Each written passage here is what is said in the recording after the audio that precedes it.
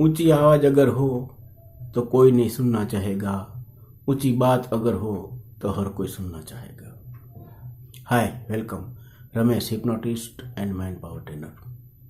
ગઈ વખતે આપણે ઇમ્પ્રેસ વિશે વાત કરી હતા કે કઈ રીતે આપણે લોકો પર ઇમ્પ્રેસ છોડી શકીએ અથવા આપણે ઇમ્પ્રેસ થઈ શકીએ। તો આજે એના પર એક વધુ વાત કરીશું।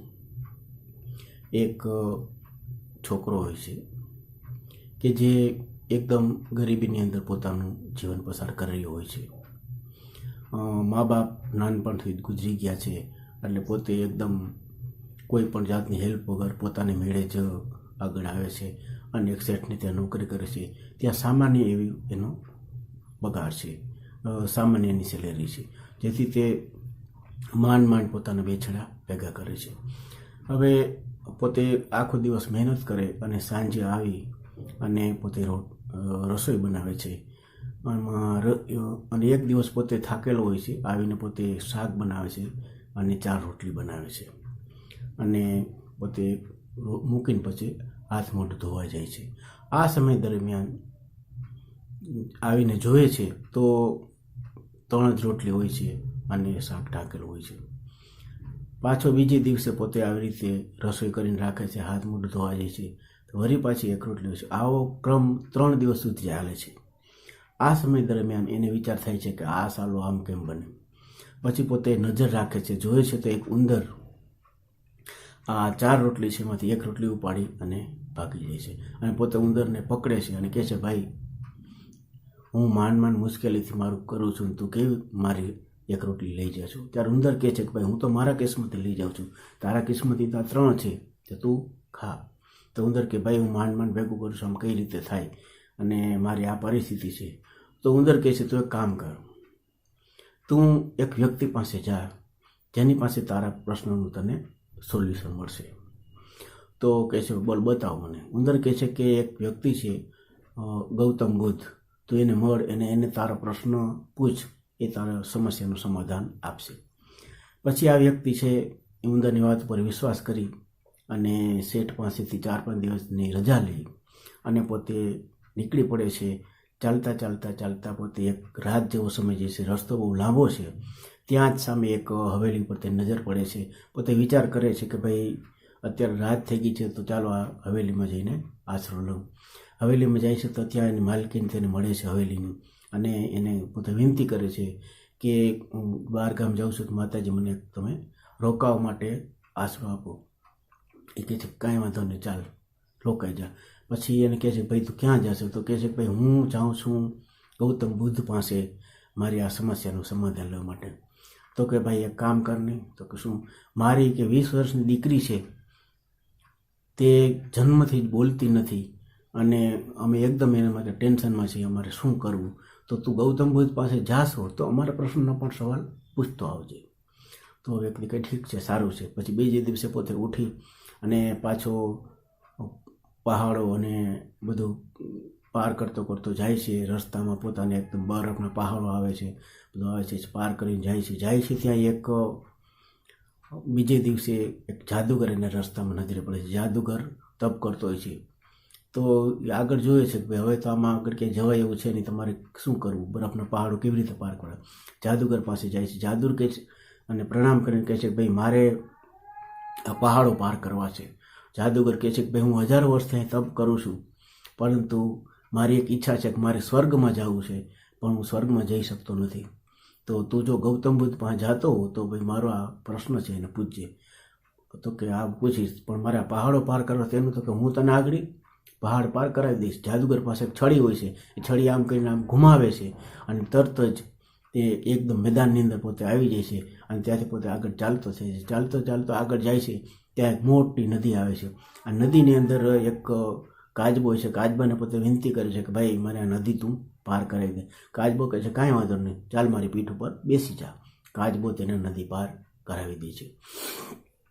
નદી પાર કરાવીને કાચબો કહે છે, ભાઈ, તું જઈ ક્યાં રહ્યો છે? કાચબો કહે છે, આ ભાઈ કહે છે, છોકરો કે હું જઈ રહ્યો છું ગૌતમ બુદ્ધ પાસે મારા પ્રશ્ન જવા માટે। તો ભાઈ, જા છો તો મારું એક કામ કરજો ને, કે હું આજ 500 વર્ષથી આ નદીની અંદર આટા મારું છું, મારે ડ્રેગન બનવું છે, પરંતુ હું બની શકતો નથી. તો મારો પ્રશ્ન છે તો ગૌતમ બુદ્ધને પૂછી આવજે ને. આ કે ઠેક સારું ભાઈ. પછી પોતે આગળ જાય છે. ત્યાં ગૌતમ બુદ્ધ બધા લોકોને એકદમ સંબોધન ભાષણ આપી રહ્યા હોય છે અને એ સભાની અંદર બધા બેઠા હોય છે.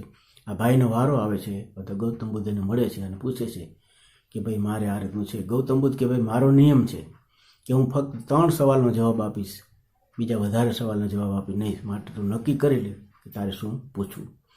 આ વિચાર કરે છે કે ભાઈ મારે શું કરવું. પછી તેને એ વિચાર કરતાં કરતાં ઓલી બાઈનો વિચાર આવે છે કે જેની દીકરી આજ 20 વર્ષથી બોલી શકતી નથી, તેની જે સિચ્યુએશન છે તેની બાઈના આંખમાં જે આંસુ આવી ગયા હતા તે તેને યાદ આવે છે અને એને એમ થયું કે ખરેખર આ બાઈનો પ્રશ્ન છે એ અગત્યનો છે, માટે મારે પહેલાં તે પૂછવું જોઈએ. પછી પાછો વિચાર કરે છે બીજા પ્રશ્નો. તો બીજા પ્રશ્નમાં એને એમ થાય છે કે ઓલો જાદુગર છે બિચારો 1000 વર્ષથી આ તપ કરે છે પણ છતાંય એનું સોલ્યુશન આવતું નથી અને વાતનું પોતે સ્વર્ગ જઈ નથી શકતો. તો બીજો પ્રશ્ન એનો ઇમ્પોર્ટન્ટ છે. ત્રીજા પ્રશ્નનો પોતે વિચાર કરે છે તો એને કાચબો નજરમાં આવે છે કે જે ડ્રેગન બનવાની વાત કરે છે. આજ 500 વર્ષથી પોતે સંઘર્ષ કરી રહ્યો છે છતાં પણ એનું કાંઈ સોલ્યુશન નથી આવતું. તો એનો પ્રશ્ન પૂછ્યું. એટલે વારાફરતી ત્યાં ત્રણેયના પ્રશ્નનો જવાબ પૂછે છે. ત્યારે ગૌતમ બુદ્ધ એટલે બાઈના પ્રશ્ન જવાબ આપતા કહે છે કે ભાઈ એક કામ કરી, બાઈને કહેજે કે જે દિવસે તમે તમારી દીકરીના લગ્ન કરશો તે દિવસથી બોલતી થઈ જશે. આ કે સારું, ઓકે. પછી બીજા પ્રશ્ન જવાબ કહે છે કે જાદુગરને કહે છે કે છડી છે એનો તું ત્યાગ કરી દે એટલે તું સ્વર્ગે ચાલી જઈશ. જાદુગરનો જવાબ મળી ગયો. પછી આવે છે કાચબાનો. કાચબાનું કહે છે કે ભાઈ કાચબાને તમે કહેજો કે તું જે તારી ખાલ છે એ ઉતારી નાખ એટલે તું તરત જ ડ્રેગન બની જઈશ. એટલે આ કે બરાબર છે. પછી ત્યાંથી નીકળે છે તો ચાલતા ચાલતા તેને પહેલાં કાચબો મળે છે. તો કાચબાને કહે છે કે ભાઈ તારા પ્રશ્ન જવાબ ગૌતમ બુદ્ધે આપ્યો છે કે તું આ તારી ખાલ છે એ ઉતારી નાખ એટલે તરત જ તું ડ્રેગન બની જઈશ. એટલે કાચબો છે એ પોતે એની ખાલ ઉતારી નાખે છે. કે તરત જ તેની અંદરથી હીરા જવેરાત અને મોતી નીકળે છે. એટલે કાચબો કહે છે કે ભાઈ મારે આને શું કરવા છે, આને તું લઈ જા. અને કાચબો ડ્રેગન બની જાય છે. ત્યાંથી આગળ ચાલતા એને જાદુગર મળે છે. જાદુગરને પોતે આવીને કહે છે કે ભાઈ ગૌતમ બુદ્ધે આવી રીતે કીધું છે કે તમે આ છડી છે એનો જો ત્યાગ કરી દેશો તો તમે તરત જ સ્વર્ગમાં જશો. એટલે જાદુગર કહે છે કે કાંઈ વાંધો ના, હાલે આ છડી મારે શું કામની, તું રાખ. છડી એને આપી દેશે અને જાદુગર સ્વર્ગમાં ચાલ્યો જાય છે. ત્યાંથી આગળ ચાલતા પોતે આ જે બાઈ હતી હવેલીવાળી, તે હવેલીની અંદર આવે છે અને બાઈને કહે છે ભાઈ તમારા પ્રશ્નો મને આવી રીતે કીધું છે કે જે દિવસે તમે તમારી દીકરીના મેરેજ કરશો તે દિવસે તમારી આ દીકરી છે એ બોલતી થઈ જશે. એટલે આ બેન વિચાર કરે છે કે ભાઈ તો શું વાતની હવે ઢીલ હોય, કારણ કે દુલ્હો સામે છે, વરરાજો સામે છે, તો હવે કોઈ વાતની દેર નથી, તારાથી સારો મને મૃત્યુ ક્યાં મળશે. એટલે પોતાની દીકરીનું લગ્ન ત્યાં છોકરા સાથે કરી દેશે અને છોકરા સાથે લગ્ન થતાં જ આ છોકરી કહે છે કે તમે પહેલા વ્યક્તિ છો ને કે જે અમારા ઘરે આવીને રોકાણ હતા, અને છોકરી બોલતી થઈ જાય છે. તો વાતનો કહેવાનો મિનિંગ એ જ છે કે આપણે હંમેશા જીવનની અંદર આપણી જે ખરાબ આદતો છે, ખરાબ જે ટેવો છે, જેવી કે નાની નાની ટેવ કે મોડા ઉઠવાની છે કે કોઈ કામ છે એને લેટ ગો કરવાની કે ભાઈ આજે હું પછી કરીશ વગેરે જે આદતો છે, જો એને આપણે છોડી શકીએ જીવનની અંદર તો આપણે બધું મેળવી શકીએ. આ વ્યક્તિએ પોતાના પ્રશ્નનો ત્યાગ કર્યો અને બીજાના પ્રશ્નોને ઇમ્પોર્ટન્ટ આગળ ધર્યા તો એનું પોતાનું પણ ભવિષ્ય બની ગયું. તો તમે પણ જીવનની અંદર અમુક વસ્તુનો ત્યાગ કરી અને જીવનને હંમેશા જે સારી આદતો, સારી ટેવો છે તેને અપનાવશો તો તમારી લાઈફ એકદમ એન્જોયફુલ અને ખૂબ જ આનંદદાયક રહેશે. તો હવે આપણે આ સાથે જ એક નવા વિષય સાથે ફરી મળીશું. ત્યાં સુધી ધન્યવાદ.